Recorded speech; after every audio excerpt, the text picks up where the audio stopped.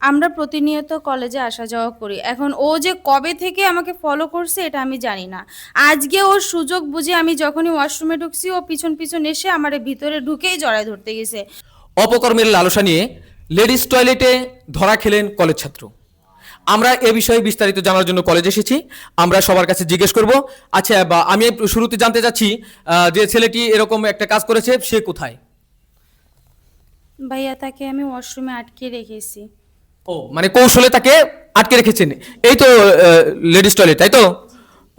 এটা এটা খুলে দিন তো একটু। খুলে দেখ। অনেক বেয়াদব, অনেক বেয়াদব। এই এই এসো, ওই এসো দেখেন স্যার আসো। এখন বের এই হচ্ছে না। ওকে ওকে বের করে নিয়ে আসো। এই আসো আসো আসেন আসেন আসেন, মুখ দেয়া লাগবে না ভাই, যে কাম করিছে ভাই মুখ আসেন, দিয়া আসেন। লাভ কি? দাঁড়ান এখানে, দাঁড়ান। দাঁড়ান। আচ্ছা, এবার আপনি কোনো কথা না বলে আপনি বলুন তো আসলে ঘটনাটা কি হয়েছে? ভাইয়া দেখেন, আমরা প্রতিনিয়ত কলেজে আসা যাওয়া করি। এখন ও যে কবে থেকে আমাকে ফলো করছে এটা আমি জানি না। আজকে ওর সুযোগ বুঝে আমি যখনই ওয়াশরুমে ঢুকছি ও পিছন পিছন এসে আমারে ভিতরে ঢুকেই জড়ায় ধরতে গেছে। তো আমি চিল্লাফাল্লা করছি, চিল্লাফাল্লা করে আমি বাইরে বেরোয়েছি। এই আমাদের খালামণি আসছে আর আমাদের এই ভাইয়া এখানে মানে সবাই আর কি খেয়াল রাখে সব কিছু। তো ও সবাইরে ডাকছি, ওনারা সবাই আসছে। আসার পরে ওনাদের বলছি, তো বলছে আচ্ছা ঠিক আছে দাঁড়াও প্রিন্সিপাল স্যারকে ডাকা হোক। তো আমাদের প্রিন্সিপাল স্যারকে ডাকা হয়েছে আর আপনারাও হ্যাঁ আসছেন। হ্যাঁ, বুঝতে পারছি। আপনি প্রথমে দেখেছেন, কি দেখেছেন আপনি? হয় সেটা কি, আমি তো ধরেন মেতর ঢুকার আগেই দেখে যে চিল্লা চিল্লি হচ্ছে, চেঁচামেচি হচ্ছে।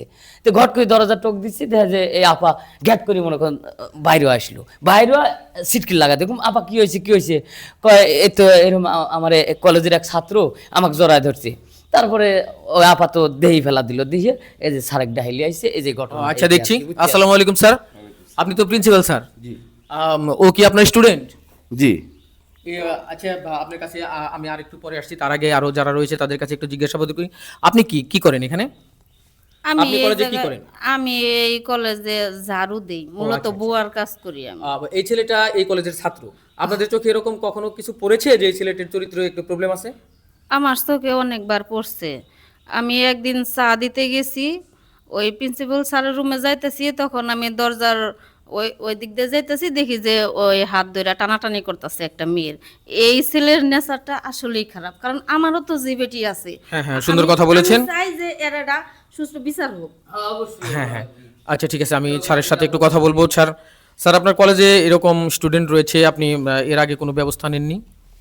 আসলে এর আগেও দুইবার করেছে, তাকে লাস্ট ওয়ার্নিং দিয়েছিলাম যে তুমি ভালো হয়ে যাও, কিন্তু না, দেখলাম যে সে লাস্ট ওয়ার্নিংয়ে ভালো হলো না। তবে আমাদের কলেজে অনেক সুনাম আমরা অর্জন করেছি, এই রকম ছাত্রকে আমরা আর রাখবো না, ওকে আমরা বের করে দেবো।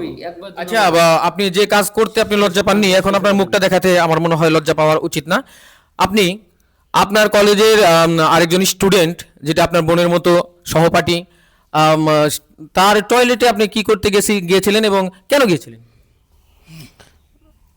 আসলে ভাই ওরা আমি অনেক ভালোবাসি, কোনোদিন বলতে পারি নাই, কারণ এখানে স্যার থাকে আরো ছাত্রছাত্রীরা থাকে, ভাবছিলাম যে এই মেয়ে, আপনি কয়জনে ভালোবাসেন? ভালোবাসি মানে তুমি বাথরুমের আপনি ভিতরে আমাকে ভালোবাসো? আপনি একটু আমার বাইরে না, সাংবাদিক ভাই আছে বাইরে। আমাদেরও বিরক্ত করে ভালোবাসি। আচ্ছা, বলুন বলুন।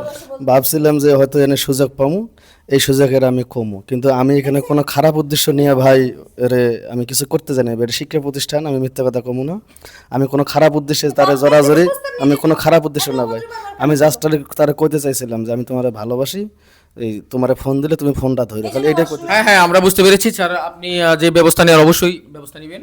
হ্যাঁ, আমি অবশ্যই নিব, আমি ওনার গার্জেনকে ডাকাবো, তারপর পুলিশকে দিয়ে দেবো। কেন এইরকম সুপ্রিয় দর্শক, আপনারা দেখতে পাচ্ছেন এরকম কলেজে এই ঘটনাটি ঘটেছে। আসলে এটা আমাদের একটি তৈরি করা ভিডিও, কিন্তু এরকম হর হামেশাই হচ্ছে। তার কারণ মানুষের যেমন তিনটি হাত থাকে, ডান হাত, বাম হাত এবং অজুহাত। ছেলেটি ভালোবাসার কথা বললো, একটা অজুহাত মাত্র। আসলে টয়লেটে গিয়ে কেউ প্রেম প্রস্তাব দিতে যায় না, ওর মনে অবশ্যই কোনো পাপ লুকিয়েছিল। তো যা হোক, আমরা বাংলাদেশের আনাচে কানাচে থেকে শুরু করে দেশের বাইরে যারা রয়েছেন তাদের প্রতি একটা অনুরোধ রইল, এইরকম বখাটেদের জন্য আমাদের দেশে অনেক দুর্ঘটনা ঘটে। আমরা টিভিতে, পত্রিকায় এবং সমস্ত নিউজে শুনি আর দুঃখ প্রকাশ করি।